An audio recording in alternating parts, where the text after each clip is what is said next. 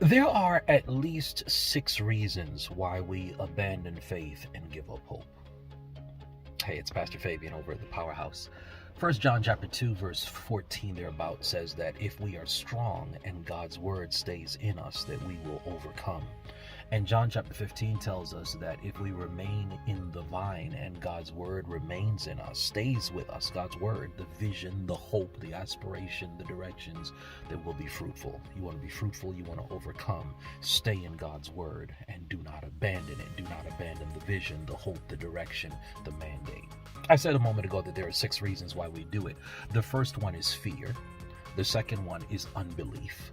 The third one is self-reliance. Self-reliance will cause us to abandon faith and give up hope in favor of our own way and our own direction. The fourth one is distractions. Jesus, talking in Mark chapter 4, he gives a parable called the parable of the sower. And he says that the sower goes off to sow some seed, and the seed falls among the weeds, and the weeds and the seeds grow up, and the weeds choke out the sapling so that it cannot overcome and it can't produce.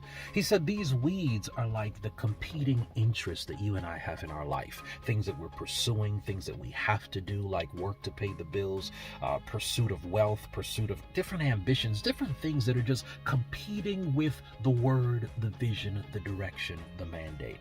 Don't let competing interests capture and crush your future. That's fear, that's unbelief, that's self-reliance, that's distraction. The next reason why we abandon faith and abandon hope is because of confusion. And I pray none of this is in your stuff.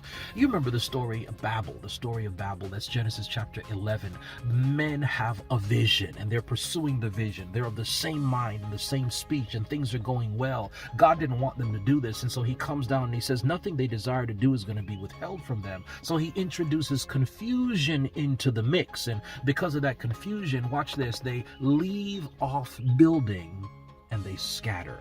And my prayers that there's no such confusion in your business, in your ministry, in your marriage, in your stuff that would cause you to leave off building and to scatter. And the sixth and final one, there's fear, unbelief, self-reliance, distractions, confusion, and then there's disappointment. When you have spent all of your time and your energy and so much of your resources and your self, your soul and your being, because you believed in a thing, you believed in a business, in a ministry, in a marriage, in a person, and all of a sudden your expectations are smashed up against disappointment. What do you do then? And we said that when that happens and disappointment threatens to cause you to abandon faith and abandon hope, the first thing you need is a friend. Find someone who can speak truth to you and remind you who you are, what you are, and remind you of your future and destiny.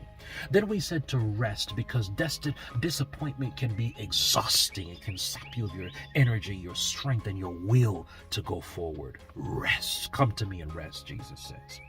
If you come this coming Sunday to Powerhouse, we're still meeting virtually. We'll pick it up there. You'll find us, Powerhouse, the numeral 1.org. That's Powerhouse, the numeral 1.org. The teaching starts at 12. I'm Pastor Fabian, and I'll be there looking for you. Teaching starts at 12, Powerhouse1.org.